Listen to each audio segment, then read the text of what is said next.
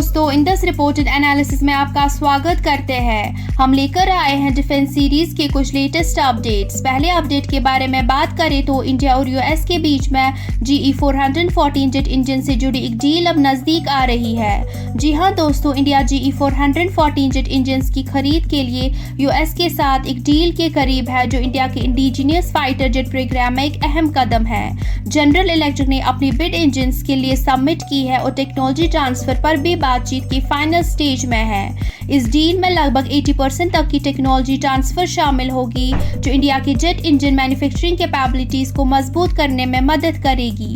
Hindustan aeronautics limited HAL इस project में जरूरी रोल निभा रहा है और प्लान है 99 GE414 इंजन तेजस मार्क II फाइटर एयरक्राफ्ट के लिए प्रोड्यूस करने की। इस इंडिजिनियस प्रोडक्शन से देश की जरूरियात को पूरा किया जाएगा और एक्सपोर्ट के अवसर भी पैदा होंगे। इस डील को इंडियन एयरफोर्स की कैपेबिलिटीज को बढ़ाने का एक स्ट्रैटेजिक कदम माना जा रहा है। एक और अपडेट के बारे में बात करें तो तेजस मार्क II ने अपनी पहली फ्लाइट को 2026 तक कंफर्म कर लिया है। जी हां दोस्तों, इंडिया का light combat aircraft LCA mark II मार्च 2026 तक उड़ान भरने को तैयार है, जो देश के इंडिजीनियस फाइटर एयरक्राफ्ट प्रोग्राम के लिए एक अहम विकास है। उम्मीद है कि एयरक्राफ्ट 2029 के अंत तक इनिशियल ऑपरेशनल क्लियरेंस हासिल करेगा, जिससे 2030 में प्रोडक्शन शुरू होगी और 2032 से डिलीवरीज होंगी। इंडियन एयरफोर्स IAF ने शुरुआती फेज में 120 LCA मार्क II जेट्स खरीदने का ऐलान किया है, जिसका आदेश 2035 तक 180 यूनिट्स तक बढ़ सकता है। ये एम्बिशियस एक्विजिशन का प्लान दिखाता है कि IAF LCA मार्क II को अपने फाइटर फ्लीट में कॉन्फिडेंटली देखता है। उम्मीद है कि LCA mark II Indian aerospace industry के लिए एक बड़ा बदलाव लाएगा।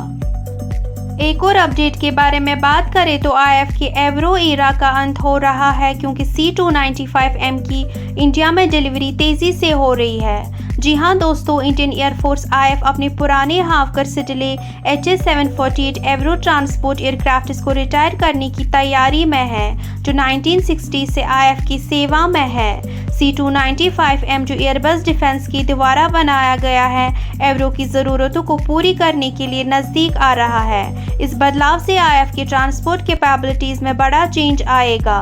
कुछ एवरो एयरक्राफ्ट के पास जीवन के लगभग 50% बचे हुए हैं, लेकिन IAF नए इंजन्स और एवियोनिक्स के साथ HAL की सुपर एवरो अपग्रेड प्रोग्राम में इंटरेस्टेड नहीं है।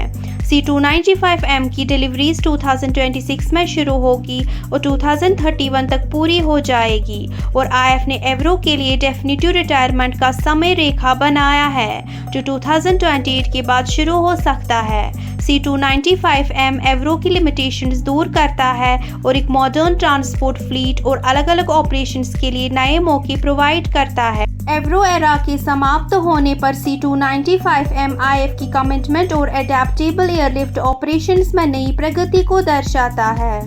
आखिरी अपडेट के बारे में बात करें तो इंडिया अपने ब्रह्मोस मार्केट को बढ़ाने का सोच रहा है, 4 देशों के साथ पोटेंशियल डील्स के साथ। जी हां दोस्तों, इंडिया का ब्रह्मोस एक supersonic cruise missile global recognition हासिल कर रहा है। इंडिया और रशिया के बीच में एक joint venture BrahMos aerospace weapon system की खरीद के लिए 4 दूसरे देशों के साथ नेगोशिएशंस कर रहा है। South east Asian countries Indonesia और वियतनाम और मिडिल ईस्टर्न पावर्स UAE और सऊदी अरबिया मिसाइल में इंटरेस्ट दिखाते हैं। इस मिसाइल की 300 किलोमीटर की रेंज और सुपरसोनिक स्पीड ने इसको अनपैरेलल्ड प्रेसिशन और डिस्ट्रक्टिव पावर प्रदान की है, जो इन देशों के लिए डिफेंस कैपेबिलिटीज और रीजनल सिक्योरिटी के लिए अहम है। जब समझौता आगे बढ़ेगा, ब्रह्मोस मिसाइल की ग्लोबल रीच एक्सपैंड होने की उम्मीद है, जो इंडिया को एक मेजर डिफेंस एक्सपोर्टर के रूप में मजबूत करेगा। आज के अपडेट्स में बस इतना ही। मिलते हैं अगली अपडेट्स के साथ अगली वीडियो में।